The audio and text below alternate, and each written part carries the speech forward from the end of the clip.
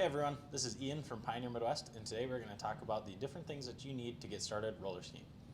There are two different types of roller skis. There's skate and classic. This is a skate roller ski, so it's a little bit shorter than the classics and has a narrower wheel, so it's really good for that skate motion. This is a classic roller ski. As you can see, it's a little bit longer and it has a wider wheel, which is a lot more stable, which you need for striding.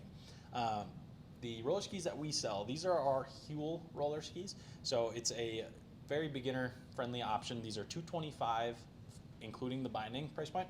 And they're a little bit on the heavier side, but it is a composite roller ski. They dampen vibrations really well. It's a great way to get going and started roller skiing. The other brand we carry is IDT roller skis. These are all in aluminum roller skis, which makes them a lot lighter weight. They are some of the best tracking roller skis on the market that I've skied on. And for an aluminum roller ski, they actually do dampen vibrations a little bit better than I have seen in the past. This is the normal skate option. So these are 640 millimeters, which is very similar to the Huel roller ski and some other models as well. These are $370 and come standard with this Rotafella roller ski binding.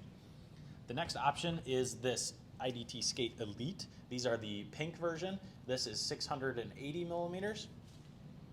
And last we have the black version of that Skate Elite. These are 715 millimeters, so a little longer than both of those.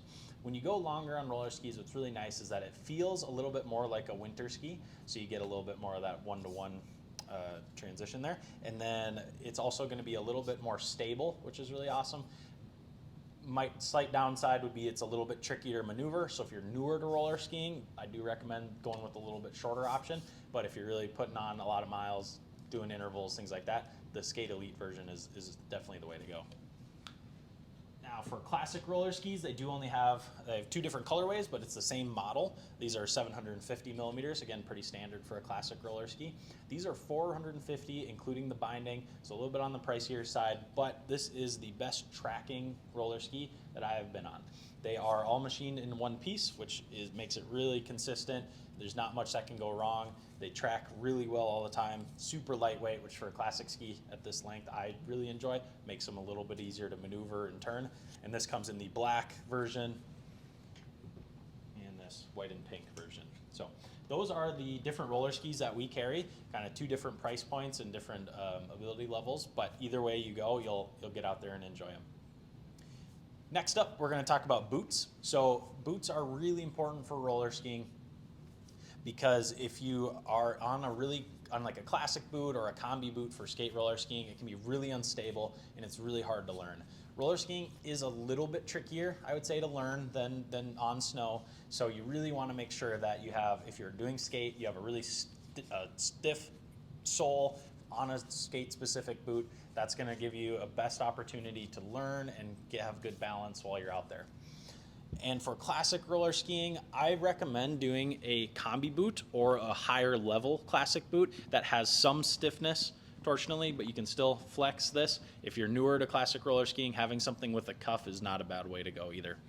They do make roller ski specific boots. We don't carry any of them because there is not a lot of demand for them. They're usually a little bit higher on the price point. So you certainly can just use your winter boots for roller skiing as well. What I do is whenever I buy a new pair of boots, my old ones become my roller ski boots. So I have a couple-year-old pair of boots that I'll use for roller skiing, and then my new boots I'll just use in the winter. You can also just use them for roller skiing and winter, just it does wear them down a little bit faster than just being on snow. Next up, we have poles. Similar to boots, you can use your winter poles, or you can get a new pair of poles that come standard with a roller ski tip, but that tip is really going to be the main difference. So if you are using your winter poles, you just want to make sure that you swap it to a carbide tip, which is going to be a little bit stronger metal than what they use on the on-snow tips. And those are easily replaceable.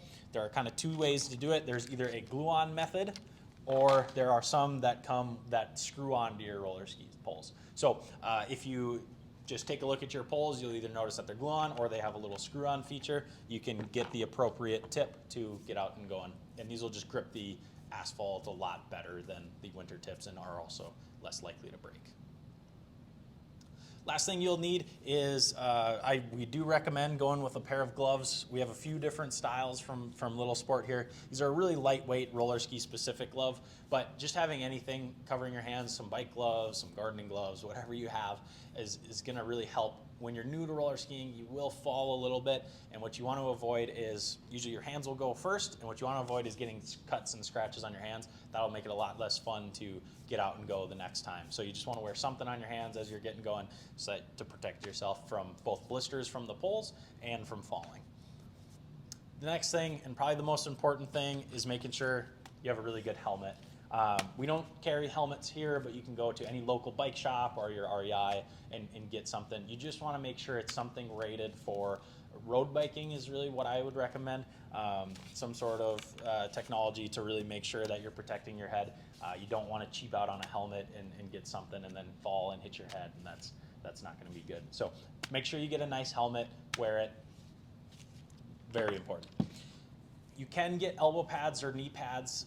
It is a little bit tricky to roller ski with like a wrist pad. That's where you just recommend the gloves. But elbow pads, knee pads, you can certainly use. I know they are making more like fabric ones that you can just pull up to help avoid getting scraped up. So if you're a beginner, definitely feel free to use those. It's a good way to keep yourself safe and from getting scratched up. And last but not least, probably the most important thing, just make sure you have a cool pair of Oakleys on. These are going to protect your eyes not only from the sun, but also you're going to look good while you're out there. So great. Thanks, everybody. If you do have any questions, feel free to leave a comment down below, or you can email us or give us a call, and we'd love to help you get out and roller skiing. Thanks, everyone. Have a good one.